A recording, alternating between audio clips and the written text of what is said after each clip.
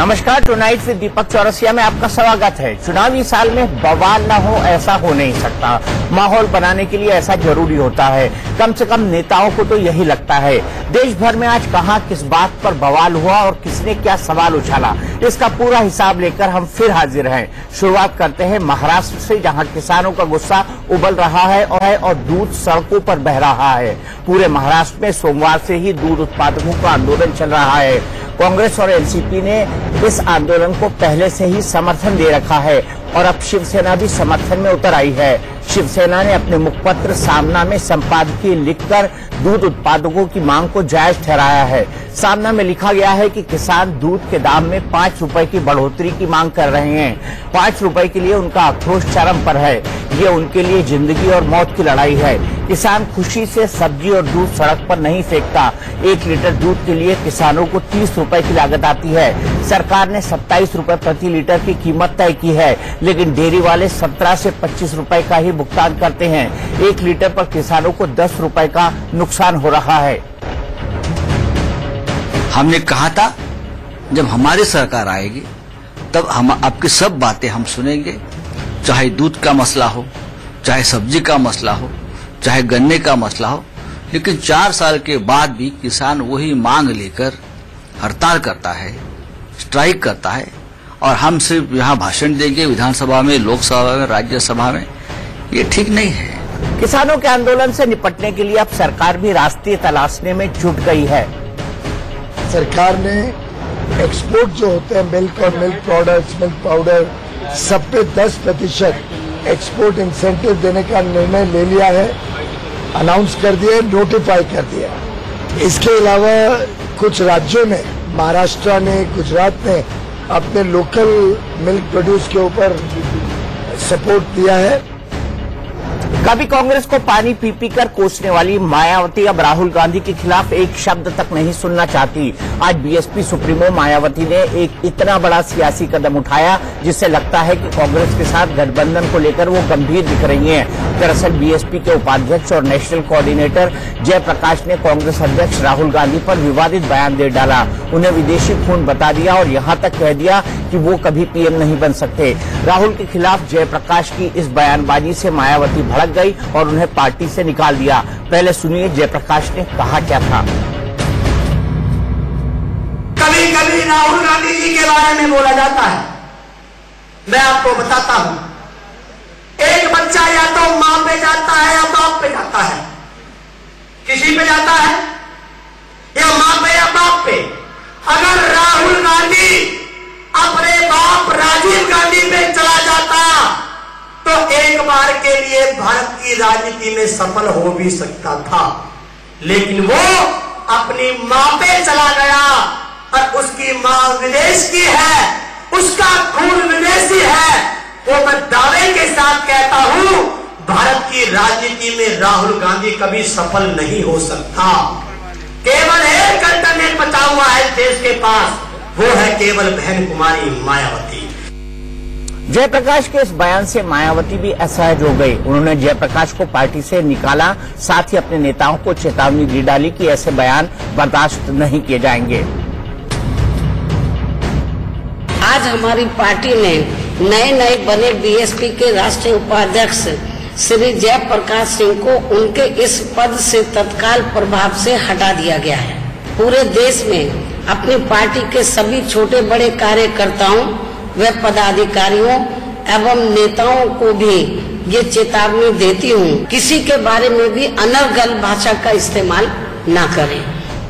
3 राज्यों के विधानसभा चुनाव में और आगे 2019 में कांग्रेस और बीएसपी के गठबंधन की सुगबुगाहट चल रही है।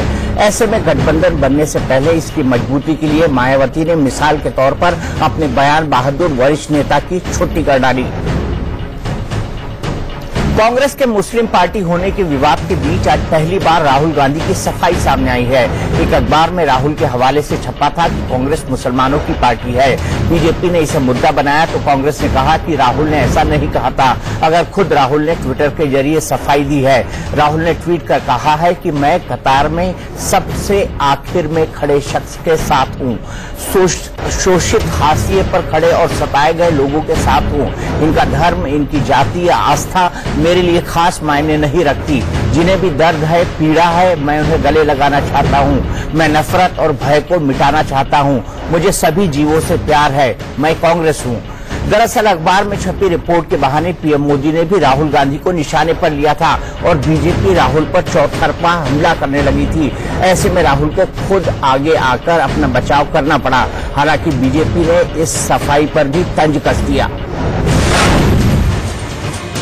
आज राहुल गांधी जो ट्वीट करके अंत्योदय अर्थात अंतिम व्यक्ति के उदय के विषय में बात करते हैं, इससे प्रश्न का उत्तर नहीं मिलता। और जहां तक कतार में आखिरी पंक्ति पे खड़े व्यक्ति की बात है, अगर आखिरी पंक्ति पे खड़े व्यक्ति तक कांग्रेस ने सहूलियत पहुंचाया होता तो आज ये हश्र कांग्रेस का नहीं होता कि कतार का आखिरी व्यक्ति आज कांग्रेस को छोड़ चुका है। अब बात असदुद्दीन ओवैसी की, जिन्होंने अपनी सियासत में सेना को भी घसीट लिया। एआईएमआईएम चीफ ओवैसी ने मोदी सरकार को चुनौती दी और पूछा कि सेना और अर्धसैनिक बलों में पिछले 4 सालों में कितने मुसलमानों को नौकरी मिली है। ओवैसी ने ये भी कहा कि केंद्रीय अल्पसंख्यक मामलों के मंत्री मुख्तार अब्बास नकवी सही आंकड़ा पेश नहीं कर रहे। ओवैसी ने क्या कहा और नकवी ने इस पर क्या जवाब दिया, ये सुनिए। Minister for minority affairs mister Naqvi had wrongly claimed, basically he lied, that the percentage of Muslim representation has increased in last 4 years. What have you done? What have you done? Because the Prime Minister very loudly claims, मैं एक हाथ में कुरान एक हाथ में computer देना चाह रहा हूं। तो बताइए 4 साल में आपने क्या किया? जब हम सरकार में आए थे तो 4.8% सेंट्रल गवर्नमेंट में अल्पसंख्यक समाज की हिस्सेदारी भागीदारी थी। आज 10% से ज्यादा है।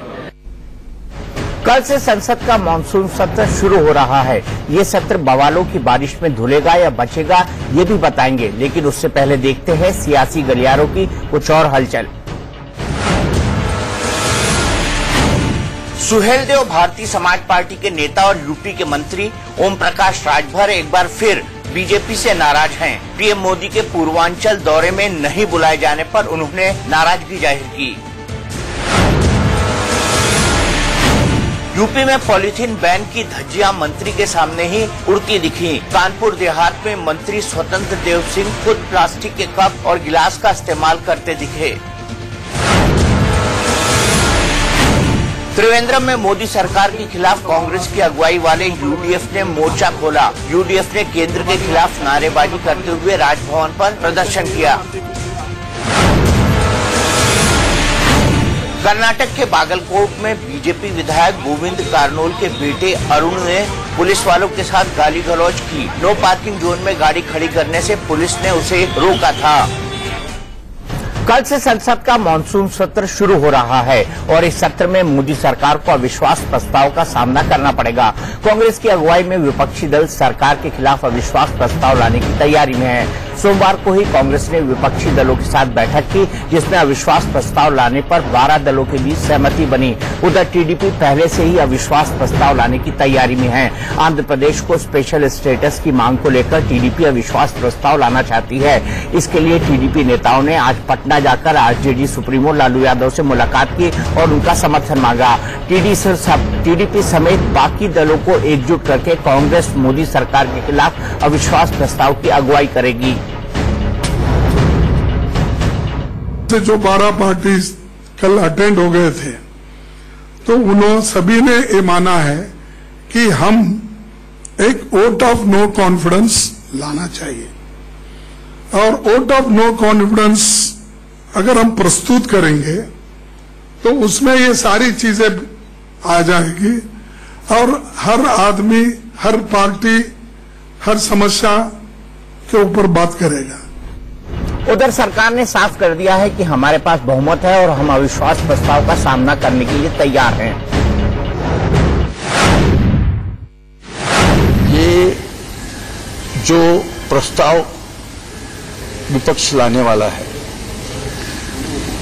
और मुद्दे उठाने वाले हैं, विषय उठाने वाले हैं, हर विषय का, हर प्रस्ताव का सामना भारतीय जनता पार्टी और एनडीए करेगी। मोदी जी के नेतृत्व में एनडीए करेगी। और आज के दिन में सदन में एनडीए को मजबूत बहुमत है। वहीं कल से शुरू हो रहे मानसून सत्र को लेकर आज दिन भर बैठकों का दौर जारी रहा। पीएम मोदी की अगुवाई में सर्वदलीय बैठक हुई, जिसमें उन्होंने सदन को चलाने के लिए सभी दलों का सहयोग मांगा। मोदी की अगुवाई में एनडीए की भी बैठक हुई, जिसमें विपक्ष के मुकाबले को लेकर रणनीति बनी। लोकसभा की स्पीकर सुमित्रा महाजन ने भी अलग से सर्वदलीय बैठक बुलाई, तो राज्यसभा के सभापति और उपराष्ट्रपति वेंकैया नायडू ने भी सभी दलों की बैठक बुलाई। बीजेपी और कांग्रेस के बीच आजकल लेटर वॉर चल रही है। पहले कांग्रेस अध्यक्ष राहुल गांधी ने महिला आरक्षण बिल पास करने की चुनौती वाली चिट्ठी भेजी, तो कानून मंत्री रविशंकर प्रसाद ने जवाबी पत्र भेजकर राहुल गांधी को ट्रिपल तलाक बिल पास कराने की मांग कर दी।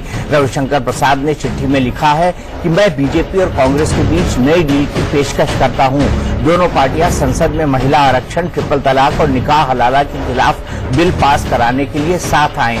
ट्रिपल तलाक और निकाह हलाला से न सिर्फ मुस्लिम महिलाओं को बराबरी का हक मिलेगा, बल्कि उन्हें अपने सम्मान से समझौता भी नहीं करना पड़ेगा। आप इस सत्र में विमेन्स रिजर्वेशन बिल को इंट्रोड्यूस करिए। 2-3 हजार करोड़ का एक सरकारी कोष ट्रिपल तलाक की महिलाओं के मेंटेनेंस के लिए एक कानूनी संशोधन के माध्यम से उसको जोड़ेंगे। और अब बात मॉब लिंचिंग यानी भीड़ तंत्र की, जिसे लेकर आज सुप्रीम कोर्ट ने ऐतिहासिक फैसला सुनाया। सुप्रीम कोर्ट ने केंद्र सरकार से 2 टूक कहा कि संसद मॉब लिंचिंग को लेकर कानून बनाए। पिछले कुछ साल से देश में भीड़ तंत्र की गुंडागर्दी लगातार बढ़ती जा रही है। कभी बच्चा चोर बताकर तो कभी गो तस्कर कहकर भीड़ ने पीट कर कई लोगों की जान ले ली है, और ये सिलसिला थम नहीं रहा। इसे लेकर सुप्रीम कोर्ट ने आज बड़ी चिंता जाहिर की और कहा कि मॉब लिंचिंग रोकने के लिए एक सख्त कानून की जरूरत है। सुप्रीम कोर्ट ने कहा कि किसी को भी कानून को हाथ में लेने का अधिकार नहीं है। लोकतंत्र में भीड़ तंत्र की इजाजत किसी भी सूरत में नहीं दी जा सकती। राज्य सरकारों को सुप्रीम कोर्ट ने सख्ती से कहा कि संविधान के मुताबिक काम करें। ये भी कहा गया कि राज्य सरकारें मॉब लिंचिंग की घटनाओं को लेकर बहरी नहीं हो सकती। सुप्रीम कोर्ट ने कहा कि मॉब लिंचिंग को एक अलग अपराध की श्रेणी में रखा जाए। भीड़ के हाथों हत्या को लेकर अलग से सजा का प्रावधान हो। इसलिए जरूरी है कि देश की संसद इस पर विचार करे और नए कानून बनाए। जब तक कानून नहीं बनता तब तक राज्य सरकारें गाइडलाइंस को लागू करें। सुप्रीम कोर्ट ने राज्यों को 4 हफ्ते में ये गाइडलाइंस लागू करने का आदेश दिया है। सुप्रीम कोर्ट में इस मामले की अगली सुनवाई 28 अगस्त को होगी।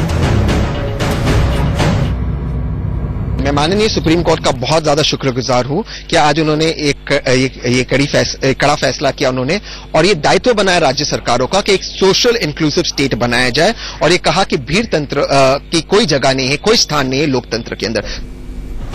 सुप्रीम कोर्ट ने कानून बनने तक जिस गाइडलाइन को लागू करने का जिक्र किया है उसके बारे में भी जान लीजिए। गाइडलाइन में कहा गया है कि राज्य सरकारें हर जिले में नोडल अफसर नियुक्त करें जो एसपी स्तर का अधिकारी होना चाहिए। नोडल अफसर एक स्पेशल टास्क फोर्स का गठन करे। ऐसी जगहों की पहचान कराई जाए जहां 5 साल में मॉब लिंचिंग हुई है। मॉब लिंचिंग के खिलाफ सरकार को प्रचार प्रसार करना चाहिए। मॉब लिंचिंग में मारे जाने पर पीड़ित परिवार को और घायल होने वाले घायलों को सरकार मुआवजा भी दे। मॉब लिंचिंग केस की सुनवाई फास्ट ट्रैक कोर्ट में हो और पीड़ित के वकील को खर्च सरकार दे। आज जो सुप्रीम कोर्ट से पूरा निर्देश आया है, हम उम्मीद करते हैं कि इसी को एक डायरेक्शन समझकर सारे राज्य के मुख्यमंत्री इस पे कार्रवाई करेंगे। सिविलाइज सोसाइटी में बिल्कुल अनपार्डनेबल क्राइम है।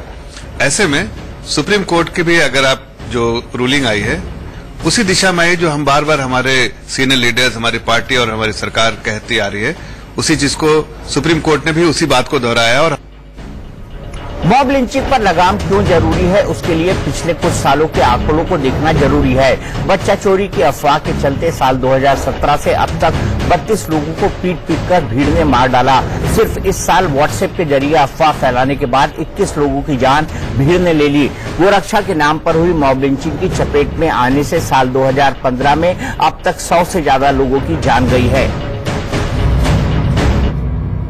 अभी तक की स्थिति यही है कि मॉब वायलेंस, भीड़ तंत्र से निपटने के लिए कोई ठोस कानून नहीं है, एक वैक्यूम की स्थिति है। उस पर कानून बनना जिसमें पनिशमेंट भी हो, डेटरेंट इफेक्ट हो, ताकि लोगों को कानून का डर हो, ये सारे पहलू का होना बहुत ज्यादा जरूरी है। सुप्रीम कोर्ट ने आज भीड़ तंत्र पर फैसला सुनाया और झारखंड में भीड़ ने स्वामी अग्निवेश को निशाना बना लिया। अक्सर विवादों में रहने वाले स्वामी अग्निवेश की झारखंड के पाकुड़ में भीड़ ने पिटाई कर दी। स्वामी अग्निवेश एक कार्यक्रम में शामिल होने पाकुड़ पहुंचे थे। इस दौरान उन्हें विरोध का सामना करना पड़ा। उन्हें काले झंडे दिखाए गए। कुछ ही देर में बड़ी संख्या में बीजेपी युवा मोर्चा के कार्यकर्ता पहुंचे और होटल के बाहर निकलते ही स्वामी अग्निवेश पर टूट पड़े और जमकर पिटाई कर दी। इस दौरान बीजेपी कार्यकर्ताओं ने स्वामी वापस जाओ के नारे भी लगाए। स्वामी अग्निवेश पर आरोप है कि वे ईसाई मिशनरी के इशारे पर और आदिवासियों को भड़काने पहुंचे थे। बीजेपी कार्यकर्ताओं का आरोप है कि अग्निवेश ईसाई मिशनरी और पाकिस्तान के इशारे पर काम कर रहे हैं। वहीं इससे पहले मई 2011 में गुजरात के अहमदाबाद में एक जनसभा के दौरान स्वामी अग्निवेश की एक महंत ने पिटाई कर दी थी। इस बीच सभा में महंत नित्यानंद दास ने अग्निवेश की पगड़ी खींची और फिर तमाचा जड़ दिया। ये महंत अमरनाथ में बाबा बर्फानी पर स्वामी अग्निवेश के बयान से काफी गुस्से में था। बाद में महंत नित्यानंद दास को गिरफ्तार कर लिया गया था। बिहार में कुछ दिनों से चाचा भतीजे में सीज फायर जैसा दिख रहा है। आज किस बात पर तेजस्वी ने नीतीश पर निशाना मारा, ये भी दिखाएंगे, लेकिन अभी जल्दी से देख लेते हैं कुछ और अहम खबरें। राजस्थान के भरतपुर में छेड़छाड़ से तंग आकर एक लड़की ने मनचले की सरेआम पिटाई कर दी। मौके पर मौजूद लोगों ने भी लड़के पर हाथ साफ किया। मध्य प्रदेश की राजधानी भोपाल के कमर्शियल इलाके एमपी नगर में एक कॉम्प्लेक्स में आग लगने से हड़कंप मच गया। आग इतनी भयंकर थी कि बारिश के आने के बाद भी उसकी लपटें दूर से देखी जा सकती थी। बेगूसराय में जेल में बंद अपराधी ने व्यवसायी से रंगदारी नहीं देने पर पूरे परिवार को जान से मारने की धमकी दी। अपराधियों के खौफ के चलते कारोबारी पलायन को मजबूर हैं। दिल्ली के संगम विहार इलाके में एक शख्स ने अपनी लिव इन पार्टनर की अवैध संबंधों के शक में हथौड़े से सिर पर वार कर हत्या कर दी। पुलिस ने आरोपी को गिरफ्तार कर लिया है। पंजाब के लुधियाना में कूड़े के ढेर से नवजात बच्ची मिलने से हड़कंप मच गया। बच्ची को मजदूर ने अस्पताल में भर्ती कराया, जहां वो बिल्कुल ठीक है। छत्तीसगढ़ के जशपुर में सड़क के अभाव में एक गर्भवती महिला के पेट में ही बच्चे की मौत हो गई। गांव का रास्ता इतना खराब था कि वहां एम्बुलेंस नहीं जा सकती थी और महिला दर्द से तड़पती रही। राजस्थान में कांग्रेस प्रवक्ताओं के चयन के लिए टैलेंट हंट चल रहा है, जिसको लेकर आज पहले दिन कांग्रेस की राष्ट्रीय प्रवक्ता प्रियंका चतुर्वेदी ने करीब 40 नेताओं के इंटरव्यू लिए। इंटरव्यू के दौरान हर नेता से सवाल पूछा गया कि राजस्थान में अशोक गहलोत और सचिन पायलट में से कौन बेहतर है, जिसे सुनकर हर कोई हैरान था। दूसरा सवाल पूछा गया कि दोनों में क्या क्या खूबियां हैं, वसुंधरा सरकार की क्या विफलता है वो बताइए। इसके अलावा मोदी सरकार की विफलताओं के बिंदु बताइए। पार्टी में कितने साल से सक्रिय हैं ये बताइए। ऐसे तमाम सवाल नेताओं से पूछे गए। हालांकि ज्यादातर नेताओं ने इस सवाल के जवाब में बीच का रास्ता अपनाया और गहलोत और पायलट दोनों को ही बहुत अच्छा बताया, जबकि कई नेताओं ने गहलोत और पायलट के पक्ष में अलग अलग राय दी।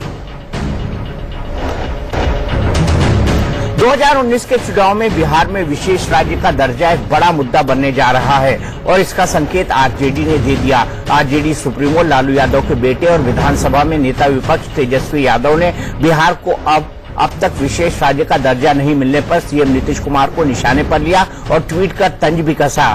तेजस्वी ने ट्वीट किया कि प्रिय नीतीश चाचा जी, बिहार को विशेष राज्य का दर्जा दिलाने के लिए अब आपको संयुक्त राष्ट्र और G8 के पास जाना होगा। लोगों को मूर्ख बनाना छोड़िए। किनसे आप गुहार लगा रहे हैं? अपने सहयोगी दल बीजेपी से भिड़िए। पीएम के उन वीडियो को दिखाइए जिसमें बिहार आकर उन्होंने कई बार बिहार को विशेष राज्य का दर्जा देने का वादा किया। विशेष राज्य के दर्जे को लेकर आरजेडी नीतीश पर हमलावर हो गई है, तो वहीं नीतीश का कहना है कि हमने विशेष राज्य के दर्जे की मांग छोड़ी नहीं है। इस पर आरजेडी ने कहा कि जब नीतीश मोदी सरकार को समर्थन दे रही है तो फिर स्पेशल स्टेटस में देरी क्यों हो रही है। हम लोग इस बात को रखेंगे और कहेंगे कि नहीं, विशेष राज्य का दर्जा होना चाहिए, उसका प्रावधान रहना चाहिए। और इस बात पर हम लोग हमेशा इसकी वकालत करते रहे, प्लीड करते रहे और बहुत उसमें दम है। अब बिहार जैसे राज्य में क्यों नहीं होगा? स्पेशल राज्य के दर्जा पर जो है बोलते बोलते स्पेशल रूप से अपने को जो है चले गए भारतीय जनता पार्टी में। वो किन से मांगते हैं? वो तो वहां चले गए जहां फाइल दोनों का एक हाथ में है। एक फाइल बाएं से ले जाइए, दाएं से दस्तखत करा के ले आइए। 2014 के चुनाव से ठीक पहले यूपीए ने लोकपाल को कानूनी जामा पहनाया। वो लोकपाल कहां है और कब आएगा ये भी बताएंगे, लेकिन अभी देखिए कुछ और खास खबरें। उत्तराखंड के मसूरी में नशे में धुत लड़की ने जमकर हंगामा किया और दुकान में रखे सामान को सड़क पर फेंक दिया। बाद में लड़की एक युवक के साथ रफ्फू चक्कर हो गई। आगरा लखनऊ एक्सप्रेसवे पर तेज रफ्तार बस सड़क किनारे खड़े ट्रक में जा घुसी। इस हादसे में 3 दर्जन से ज्यादा लोग घायल हो गए हैं। यूपी के बुलंदशहर में सोशल मीडिया के जरिए रिश्वत मांगने का सनसनीखेज मामला सामने आया है। मैसेज के सामने आने के बाद आरोपी इंस्पेक्टर को सस्पेंड कर दिया गया है।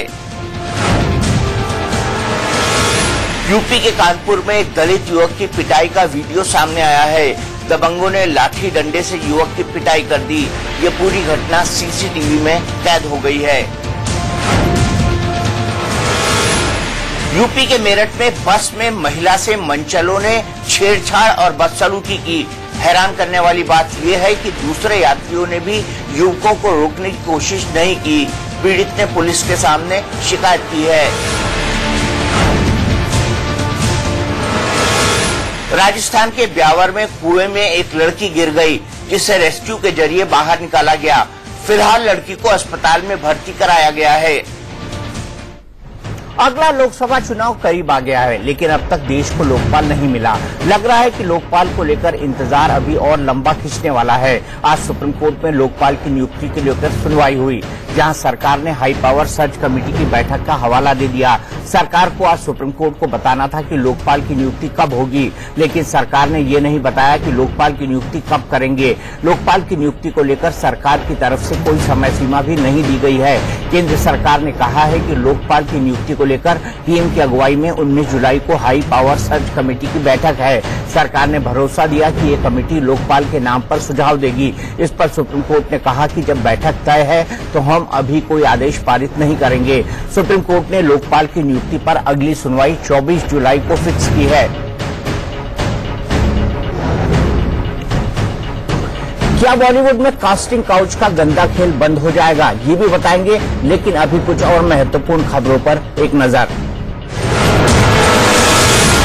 लखनऊ से इंसानियत के शर्मसार करने वाली तस्वीर सामने आई है। गोमती नगर में बेटे ने माता पिता को घर से निकाल दिया तो बुजुर्ग घर के बाहर ही धरने पर बैठ गया। यूपी के मेरठ के एक होटल में बदमाशों ने पिस्टल लहराते हुए ग्राहकों के साथ मारपीट की। बदमाश जाते जाते 2 मोबाइल और 20,000 कैश लेकर भाग गए।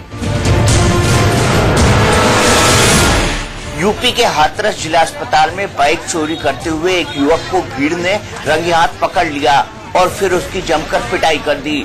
पिटाई के बाद उसे पुलिस को सौंप दिया गया। यूपी के शाहजहांपुर के डीएम दफ्तर के परिसर में अकाउंटेंट की पत्नी ने जमकर हंगामा किया। महिला का आरोप था कि उसके पति का किसी लेडी स्टाफ से अवैध संबंध है।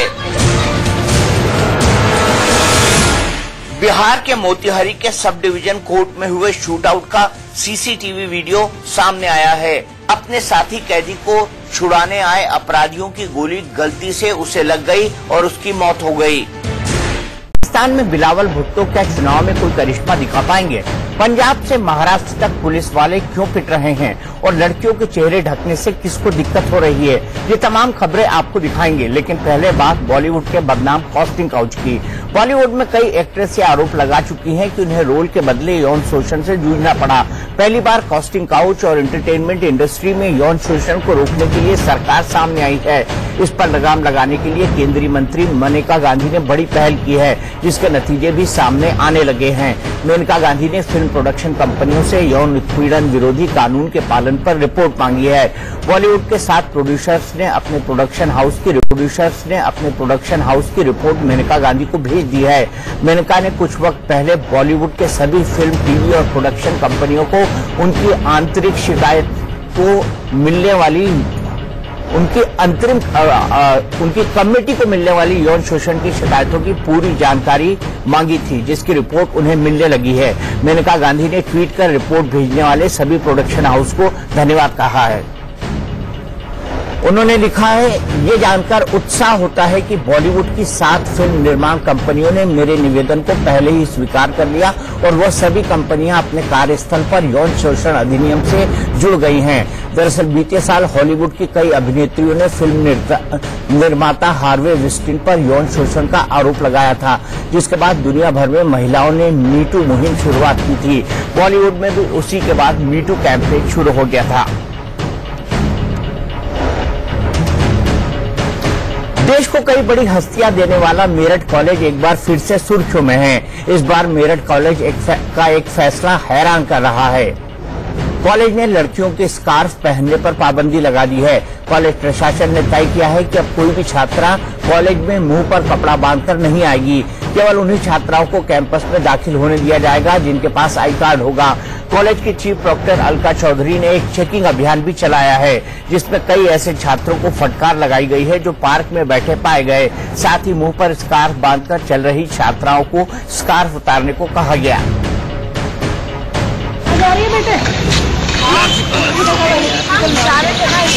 क्या मतलब होता है, तुम्हें पता है ना, न्यूज़पेपर में पढ़ा है ना आपने? तुम कैसे कहाँ से आए हो? तुम भी कौन सी क्लास में? MA second year. तो हो ही नहीं रहे, कहाँ हो रहे हैं? तुम्हें पता नहीं न्यूज़पेपर में आया है? चलिए सीधे बात। कैंपस के अंदर नहीं बंद। अक्सर आपने वो तस्वीरें देखी होंगी जिसमें पुलिस वाले किसी को पीट रहे होते हैं, लेकिन आज देश के 3 राज्यों से पुलिस की पिटाई की तस्वीरें सामने आई हैं। पंजाब के फरीदकोट में पुलिसकर्मी को एक महिला ने पेड़ से बांधकर बुरी तरह पीटा। पिटाई का पूरा वीडियो वायरल हो चुका है। दूसरा मामला मध्य प्रदेश के सागर का है। यहाँ शहर के व्यस्त इलाके में 3 लड़कों ने ड्यूटी पर तैनात 3 पुलिसकर्मियों की पिटाई कर दी। पुलिस वाले जब रिपोर्ट लिखवाने गए तो उनकी शिकायत भी आसानी से दर्ज नहीं की गई। मुंबई के मीरा रोड में नशे में धुत लोगों ने 2 पुलिस वालों को एक फ्लैट में बंधक बना लिया। पुलिस ने यहां चल रही रेव पार्टी से 2 महिलाओं समेत 14 लोगों को गिरफ्तार किया है। पुलिस वाले की पिटाई का सबसे भयानक वीडियो फरीदकोट से आया है। यहाँ पुलिस वाला शराब के नशे में एक महिला के घर घुस गया। आरोप है कि पुलिसकर्मी इकबाल सिंह महिला से बदसलूकी करने लगा, जिसका महिला ने जोरदार विरोध किया और ईंट उठाकर पुलिस वाले को मार दी। इसके बाद पुलिसकर्मी को पेड़ से बांध दिया गया और उसकी जमकर पिटाई कर दी। लूहलुहान पुलिस वाले को बाद में छुड़ाया गया और अस्पताल में उसका इलाज कराया गया। पुलिस वाले ने महिला के आरोपों को गलत बताया है। उसके मुताबिक उसे कुछ पैसे महिला को कर्ज दिए थे। जब वो वापस लेने गया तो महिला ने इस घटना को अंजाम दे दिया। फिलहाल पुलिस पूरे मामले की जांच कर रही है, लेकिन पुलिस वाले की पिटाई का ये वीडियो खूब वायरल हो रहा है। नवाज शरीफ के बुरे दिन खत्म नहीं हो रहे। एक तरफ तो 25 तारीख को पाकिस्तान में आम चुनाव होने हैं, दूसरी तरफ नवाज शरीफ जेल में हैं। आज तो नवाज को जमानत याचिका भी खारिज हो गई। भ्रष्टाचार मामले में अदालत के फैसले के खिलाफ कल ही नवाज शरीफ, उनकी बेटी और दामाद ने इस्लामाबाद हाईकोर्ट में अपील दाखिल कर जमानत की मांग की थी। नवाज और उनकी बेटी मरियम को शुक्रवार को लंदन से लौटने के बाद लाहौर में गिरफ्तार कर लिया गया था। पाकिस्तान की अकाउंटेबिलिटी कोर्ट ने एवनफील्ड संपत्ति भ्रष्टाचार के मामले में नवाज शरीफ को 10 साल, बेटी मरियम को 7 साल और दामाद सफदर को 1 साल की सजा सुनाई है। आज की जमानत याचिका खारिज होने के बाद नवाज को जेल में ही रहना पड़ेगा। एक परिवार पर सांपों का संकट भी दिखाएंगे, लेकिन अभी देखते हैं दुनिया के बाकी देशों का हाल। बिल गेट्स को पीछे छोड़कर अमेजन के CEO जेफ बेजोस दुनिया के सबसे अमीर आदमी बन गए हैं। उनकी कुल संपत्ति 150 बिलियन डॉलर यानी 10,25,000 करोड़ है। इंडोनेशिया में मगरमच्छ का शिकार बने एक शख्स की मौत का बदला लेने के लिए ग्रामीणों ने हैवानियत की हदें पार कर दी। इन लोगों ने 300 मगरमच्छों को मार डाला। मगरमच्छ के छोटे छोटे बच्चों को भी नहीं बख्शा। वॉशिंगटन में 29 साल की महिला को जासूसी के आरोप में गिरफ्तार किया गया है। आरोप ये है कि महिला अमेरिका में रहते हुए रूस के लिए सीक्रेट एजेंट की तरह काम कर रही थी। कुलभूषण जाधव मामले में Pakistan international court of justice में दूसरी बार अपना जवाबी हलफनामा दाखिल करेगा। पिछले साल पाकिस्तान की सैन्य अदालत ने जाधव को फांसी की सजा सुनाई थी, जिस पर इंटरनेशनल कोर्ट ने रोक लगा रखी है। 20 साल तक सेवाएं देने के बाद याहू मैसेंजर अब बंद हो गया है। व्हाट्सएप और फेसबुक मैसेंजर के जमाने में याहू के लिए टिका रहना मुश्किल हो गया था। मध्य प्रदेश के रीवा से एक हैरान करने वाली खबर आई है। यहाँ एक परिवार सांपों की वजह से अपने घर से बेघर हो गया है। तस्वीरों को ध्यान से देखिए, बाल्टी के अंदर कितने सारे सांप दिख रहे हैं। ये सब एक ही घर से निकले हैं। रणजीत प्रसाद पांडे के इस घर से पिछले एक हफ्ते में 1 दर्जन से ज्यादा सांप निकल चुके हैं। घर में हर जगह से सांप निकल रहे हैं। ये पहली बार नहीं है जब सांपों ने इस घर पर कब्जा कर लिया।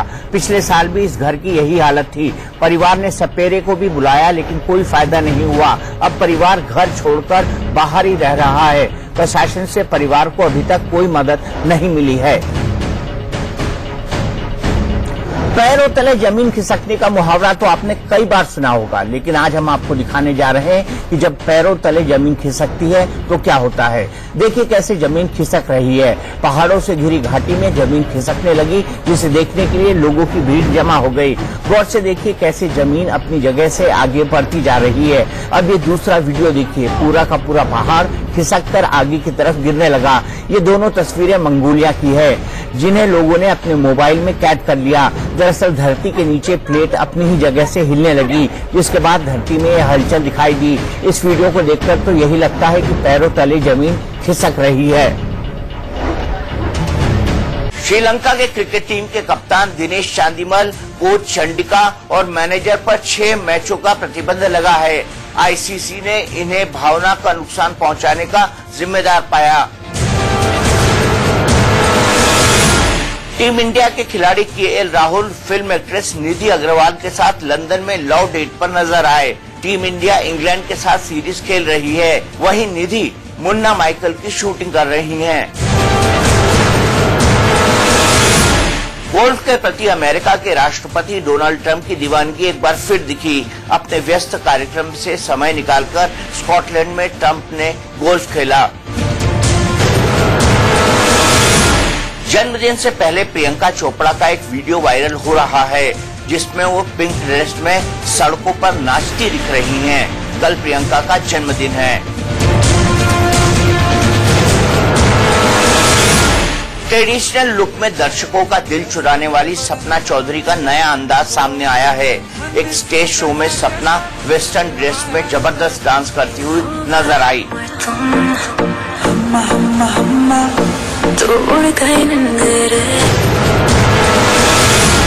अमिताभ बच्चन ने अपनी कंबल ओढ़े एक तस्वीर सोशल मीडिया पर शेयर की, जिसके बाद वो ट्रोल हो गए। अमिताभ ने ठंड से बचने के लिए कंबल ओढ़ा था, लेकिन फैंस ने उन्हें ट्रोल कर दिया। एक्टर ऋतिक रोशन के बेटे हृदान का एक वीडियो वायरल हो गया है, जिसमें वो अपने पिता की फिल्म जिंदगी ना मिलेगी दोबारा के गाने ख्वाबों के परिंदे पर एक्टिंग करते नजर आ रहे हैं।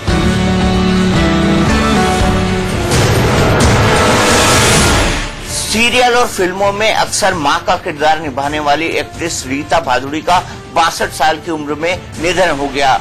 वो किडनी की बीमारी से जूझ रही थी।